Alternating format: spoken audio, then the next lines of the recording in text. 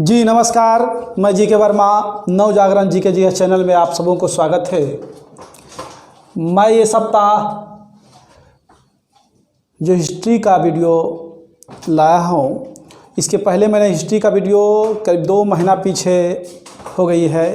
मैंने political science का physics का भी लाया था और बीच बीच में मैंने टेस्ट भी ले रहा था।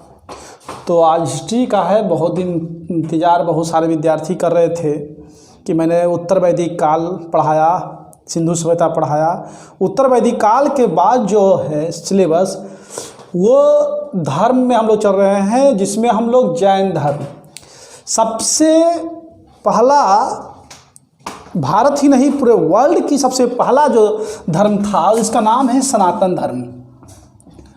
सनातन धर्म जिसे हम लोग हिंदू धर्म कहते हैं। इतिहास में सनातन धर्म प्रारंभिक धर्म में आती है और ये धर्म कालांतर में धीरे धीरे छोटा होता चला गया। इसका कई कारण है। सनातन धर्म में कई ऐसे धर्म ग्रंथ है जैसे मिताक्षरा, मनुस्मृति, वेद, कुछ ऐसे धर्म ग्रंथ है जिसमें त्रुटियां थे और इन त्रुटियों के कारण सनातन धर्म में काफ़ी कुछ टूटने को देखा गया। सनातन धर्म में ये कहा गया कि ब्रह्मा, जो ब्राह्मण जाति के होते हैं, जो सबसे श्रेष्ठ होते हैं और उन्हीं के कानून व्यवस्था चलता है। कहते हैं कि 6ठी शताब्दी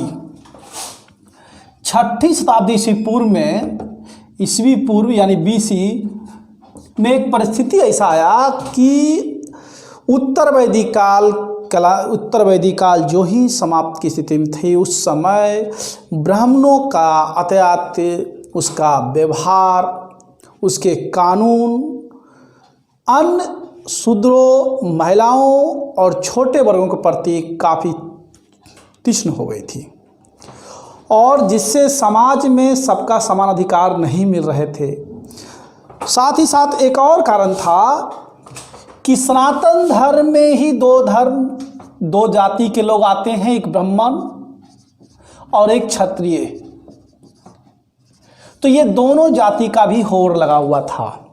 ये था कि ब्राह्मण अपने आप को श्रेष्ठ मानते थे, क्षत्रिय अपने आप को श्रेष्ठ कहते थे और जिस कारण इन दोनों का एक जो है आपसी विवादित चल रही थी। और दूसरी कि हम छोटे जातियों को, जो क्षुद्र लोग थे, वैश्य लोग थे और स्त्री लोग थे, उनकी भी सम्मान बहुत जो है समाज से दूर थे, जिस कारण एक नया धर्म क्षत्रियों के द्वारा ही लाया गया था, जिसका नाम दिया गया था जैन धर्म। ये जैन धर्म जो हम लोग जानते हैं, परिचित हैं, ये सनातन धर्म के बाद ये जैन धर्म की उपलब्धि हुई। जैन धर्म के जो संस्थापक थे वो ऋषभदेव थे।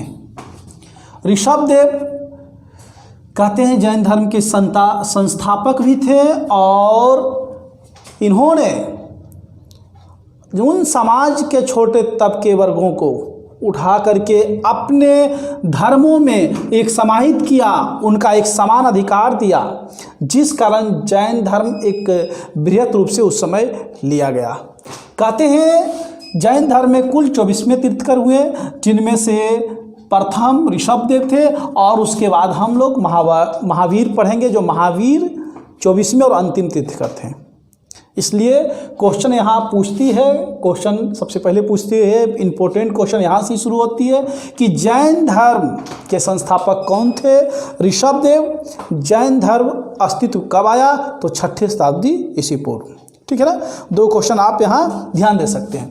चलिए, उसके बाद कहते हैं जैन धर्म में कुल जो तीर्थंकर हुए वो 24वें तीर्थंकर हुए, यानी 24 तीर्थंकर हुए। 24 तीर्थंकर जो जैन धर्म को क्रमबद्ध रूप से आगे बढ़ाता गया। जब मैं इसके बाद जो धर्म पढ़ूंगा, जिसे मैंने बौद्ध धर्म ही पढ़ेंगे, इस्लाम धर्म पढ़ेंगे, सिख धर्म पढ़ेंगे, उनमें भी कुछ महान पुरुषों ने अपना योगदान दिया, जिससे वो धर्म आगे बढ़ा। इन्हीं में से हमारा भी आता है, जो कुछ कुल 24 हुए, जिनमें से पहला हम ऋषभदेव चल रहे हैं। ऋषभदेव प्रथम प्रवर्तक, पथ प्रदर्शक भी हम इनको कहते हैं ऋषभदेव को। ऋषभदेव क्षत्रिय कुल के थे।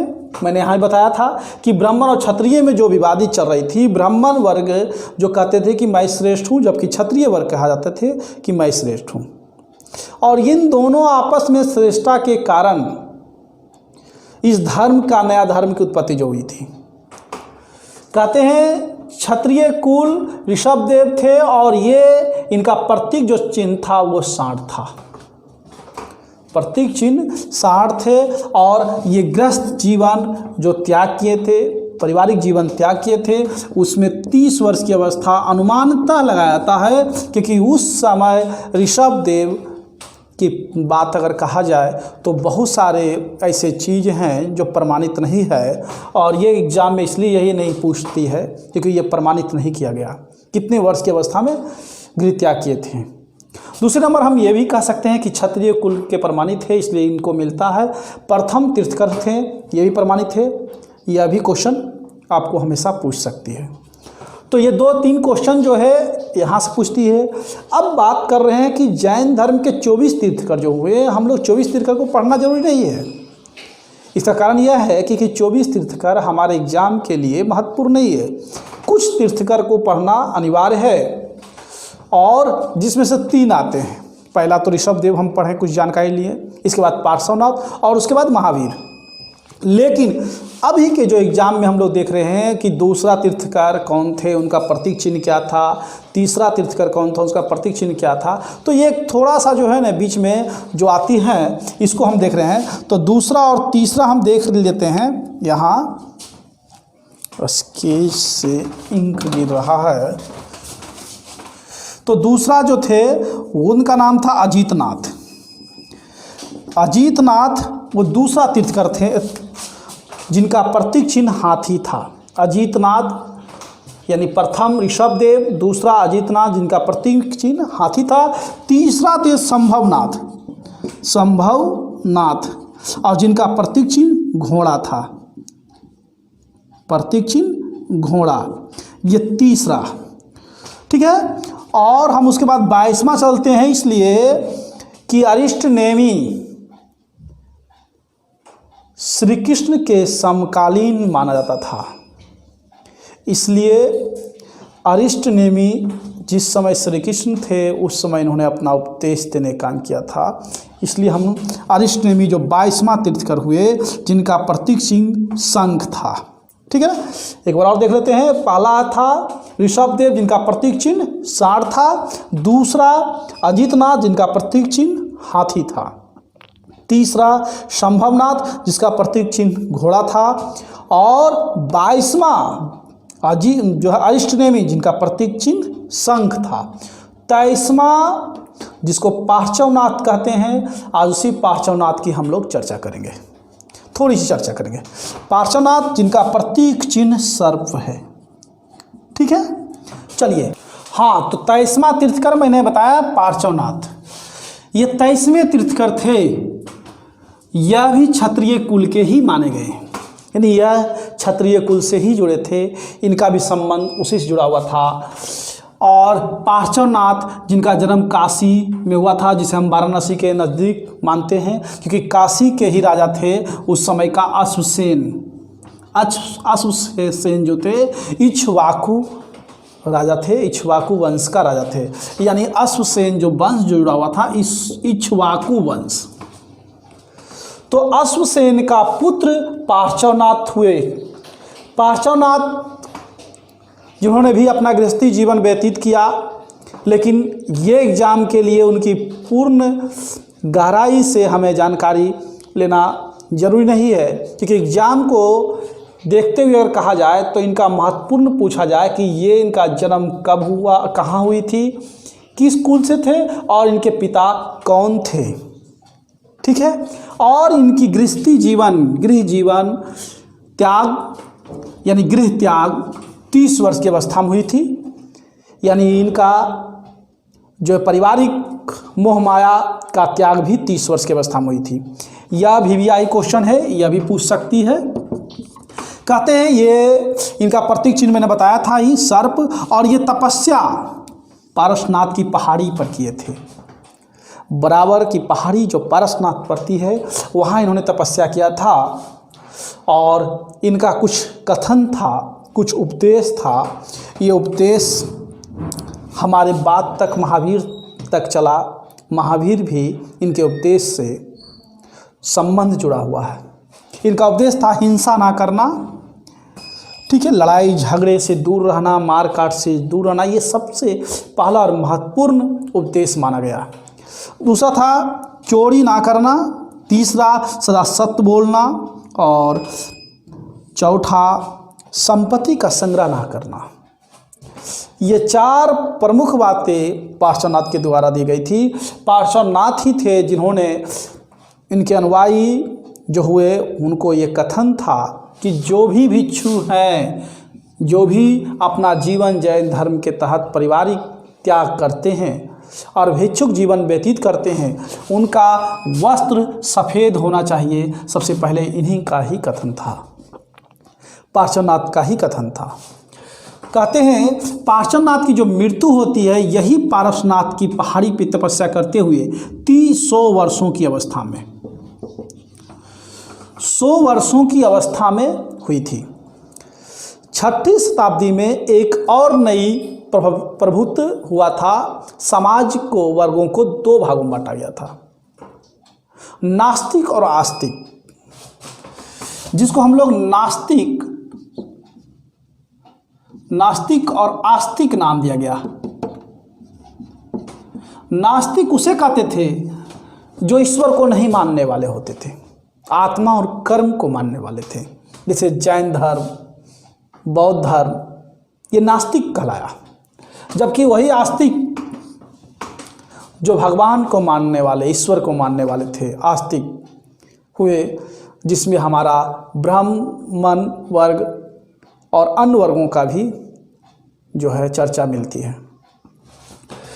एक यहाँ क्वेश्चन और बनेगी आपको, मैंने एग्जाम में देखा है, जनरल एग्जाम में, कि पहला जो हमारा संस्थापक थे जैन धर्म का, जो ऋषभदेव थे, इनका पहली बार वर्णन जो है कहाँ मिला है, और पार्श्वनाथ, इन दोनों का वर्णन जो है ऋग्वेद में मिलता है। ऋग्वेद में इन दोनों का वर्णन मिला है, चर्चा की गई है, जिसलिए हम यह कह सकते हैं कि ये प्रमाणित किया गया है ऋग्वेद में। हमारा हिंदू का सबसे प्राचीन ग्रंथ जो वेद था उसमें इनका वर्णन मिलता है। चलिए, पार्श्वनाथ की मृत्यु के बाद इनका अनुयायी महावीर बने। मैं क्वेश्चन महावीर से चलेंगे, क्योंकि महावीर हमारे लिए काफ़ी इम्पोर्टेंट है, क्योंकि जैन धर्म का वास्तविक संस्थापक, अंतिम और 24वें तीर्थकर महावीर हुए। हम महावीर की चर्चा करेंगे, ठीक है जी। तो मैंने पार्श्वनाथ की चर्चा की है, अब महावीर की चर्चा हम लोग देख रहे हैं। महावीर पार्श्वनाथ का उत्तराधिकारी जो हुए महावीर हुए हैं। महावीर जो 24वें और अंतिम तीर्थकर कहलाए हैं, 24वें और अंतिम तीर्थकर हुए, उनका नाम था महावीर। महावीर जिनका जन्म 540 BC में हुई थी, कुंडल ग्राम, और ये वैशाली में पड़ता है। कुंडल ग्राम जो पड़ता है कहाँ, वैशाली में। कहते हैं महावीर की मृत्यु इच्छा मृत्यु हुई थी, और आपको एक चीज़ और याद रखना होगा कि इनकी मृत्यु जो हुई थी बिना अंजन ग्रहण किए हुए, जब समाधि लिए थे तब इनकी मृत्यु हुई थी, यानी महावीर की इच्छा मृत्यु। और कहा जाता है कि जैन धर्म में लगभग जितने भी महान पुरुष जो हुए, जिन्होंने अपनी स्वयं की मृत्यु प्राप्त किए, उनकी लगभग में इच्छा मृत्यु ही इस धर्म में होती है, क्योंकि वे अंजन ग्रहण बिना किए हुए समाधि लेते हैं। जैसे हम नाम सुने, कुछ राजा के भी नाम सुने हैं, चंद्रगुप्त मौर्य के भी नाम सुने हैं, उन्होंने भी इच्छा मृत्यु प्राप्त किया, इसी धर्म को अपनाकर समाधि लिया था। पार्श्वनाथ भी 100 वर्ष तक तपस्या लगभग करने के बाद 100 वर्ष की अवस्था में उनकी मृत्यु हुई थी, वह भी अंजन ग्रहण बिना किए थे। महावीर भी 72 वर्ष की अवस्था में मृत्यु को प्राप्त किए थे और इनकी मृत्यु 468 ईस्वी पूर्व में पावापुरी जो नालंदा पड़ता है, पावापुरी जहाँ जल मंदिर है, जल मंदिर महावीर का और जैन धर्म का जल मंदिर जो है पावापुरी में है, जिनका जन्म जो है मृत्यु महावीर का हुई थी। कहते हैं महावीर के माता जो थे जिनसे इनका जन्म हुआ त्रिशला, वो लिच्छवी राजा चेटक की बहन थी। लिच्छवी राजा चेटक की बहन वो त्रिशला थी और लिच्छवी राजा चेटक की पुत्री भी थी, जो चेलना जिसका विवाह बिंबिसार से जुड़ा हुआ। बिंबिसार का नाम सुने हैं, हर्यक वंश के जिन्होंने भी विवाह लिच्छवी राजा चेटक की पुत्री से किया था। लेकिन त्रिशला इनकी बहन थी। पिता जो है इनके था सिद्धार्थ, जो ज्ञात्रिक कुल के थे, ज्ञात्रिक कुल के सरदार जमींदार जो इनके पिता हुए। जब सिद्धार्थ की बात आती है तो एक चीज़ हम लोग को ध्यान में और आता है कि सिद्धार्थ जो महात्मा बुद्ध को बचपन का नाम था, लेकिन वो महात्मा बुद्ध सिद्धार्थ उनका संबंध इनसे जुड़ा हुआ नहीं है। कहीं कहीं कोई कन्फ्यूजन में आप डाल न दीजिएगा कि वही सिद्धार्थ था, नहीं, वो सिद्धार्थ अलग थे, ये सिद्धार्थ अलग थे। ये महावीर के पिता थे और वो सिद्धार्थ महात्मा बुद्ध का बचपन का नाम था, वो अलग कुल के थे और ये अलग कुल के थे। कहते हैं इनकी पत्नी जो थी, माता और पिता देखिएगा, माता या त्रिशला, पिता सिद्धार्थ जो ज्ञात्रिक कुल के थे, पत्नी यशोधा, हम कह सकते हैं इनकी पत्नी जो थी यशोधा। और इसमें कई विद्यार्थियों को कन्फ्यूजन होता है, क्वेश्चन जो पूछती है तो कई बार कन्फ्यूजन होता है। कन्फ्यूजन इसलिए होती है क्योंकि सिद्धार्थ यानी महात्मा बुद्ध का जो है पत्नी थे, वह भी, उनका भी नाम था यशोधरा। वहाँ बड़ी हो गई यशोधरा, लेकिन यशोधा इनका जो पत्नी के नाम है यशोधा, जबकि सिद्धार्थ महात्मा बुद्ध के पत्नी के नाम है यशोधरा। तो याद रखिएगा, महावीर अगर शॉर्ट में अगर याद रखना होगा तो महावीर बड़ा नाम हुआ तो इनकी पत्नी छोटा यशोधा, और जो है ना महात्मा बुद्ध जो बुद्ध है छोटा नाम हुआ तो उनकी पत्नी का नाम थोड़ा बड़ा। ठीक है, जस्ट उल्टा आप भूलिएगा नहीं, इसलिए मैंने ऐसा बताया आपको। तो इनका पत्नी का नाम था यशोधा, जिनसे एक मात्र संतान हुआ, एक पुत्री की जन्म हुआ जिसका नाम था अनोजा प्रियदर्शनी। अनोजा प्रियदर्शनी इनकी एकमात्र संतान थी और इनका जो विवाह अनोजा प्रियदर्शनी के से विवाह जामिल के साथ हुआ, जो प्रथम इनके अनुयायी भी बने, दामाद और अनुयायी। महावीर का बचपन का जो नाम था सिद्धार्थ, यह भी क्षत्रिय कुल के थे और इनका बचपन का नाम था वर्धमान। बचपन का नाम वर्धमान था। मैं सिद्धार्थ जो मुंह में बार बार ले रहा था महात्मा बुद्ध का, जिस कारण सिद्धार्थ मुंह में आया, लेकिन ऐसा कुछ नहीं है। इनका बचपन का नाम वर्धमान था, जो क्षत्रिय कुल से थे। कहते हैं कि महावीर अपना गृहस्थ जीवन, गृह त्याग अपने माता पिता से अनुमति ना ले सके। इसका सबसे बड़ा कारण था कि इनके माता पिता गृह त्याग के पहले ही इनकी मृत्यु हो गई थी। याद रखिएगा।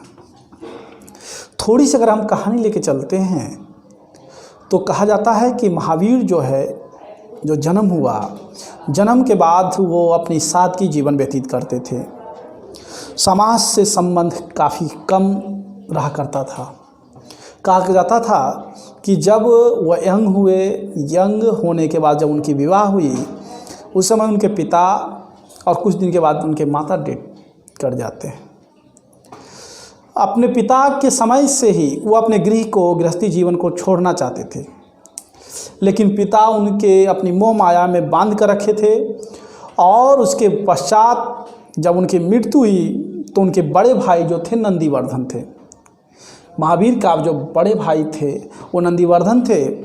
महावीर जब अपने बड़े भाई से कई बार प्रयास किया कि हम घर छोड़ सकते हैं, गृहस्थ जीवन छोड़ना चाहते हैं, अपने ज़िंदगी को एक समान और सादगी भिक्षु जीवन व्यतीत करना चाहते थे।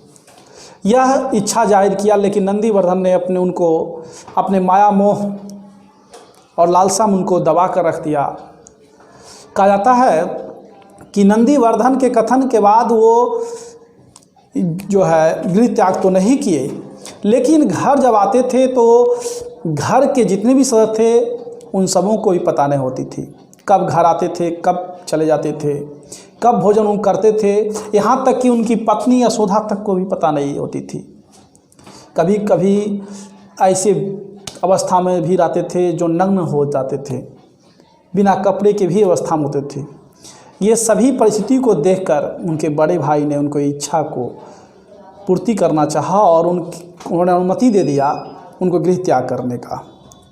तो चलिए, कहते हैं महावीर गृह त्याग 30 वर्ष की अवस्था में करते हैं। एक यंग या भी 30 वर्ष की अवस्था में इन्होंने गृह त्याग किया और अपने बड़े भाई नंदीवर्धन से अनुमति लेकर। किनसे? बड़े भाई नंदीवर्धन से अनुमति लेकर किया था इन्होंने गृह त्याग।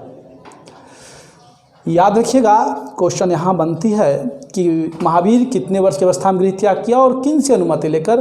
तो 30 वर्ष की अवस्था में नंदीवर्धन से अनुमति लेकर।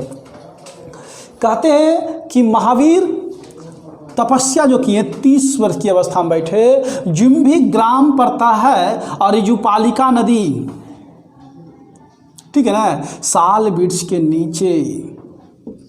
ये याद रखिएगा, इसको हम VVI कर सकते हैं। 12 वर्षों तक इन्होंने तपस्या किया और 42 वर्षों की अवस्था में इन्होंने ज्ञान की प्राप्ति हुआ। किनको? महावीर को। महावीर को 42 वर्ष की अवस्था में ज्ञान की प्राप्ति हुआ था, जिन्होंने 12 वर्षों तक तपस्या किया था साल वृक्ष के नीचे, रिजुपालिका नदी किनारे, जुम्भी ग्राम। कहते हैं जब ज्ञान की प्राप्ति न हुआ तो परम ज्ञान की प्राप्ति होने के बाद महावीर को 3 उपलब्धि मिली, जीन, कैवल्य और आहत। जीन, कैवल्य और आहत। चलिए, जीन का मतलब होती है जीन विजेता, इसको हम लोग विजेता कहते हैं। जीन का अर्थ विजेता, कैवल्यन का मतलब बंधनहीन, यानी गृहस्थ जीवन से, पारिवारिक जीवन से बंधनहीन होना, और आहत यानी महावीर, इसका अर्थ महावीर होता है आहत। ये 3 चीज़ इनकी उपलब्धि मिली थी।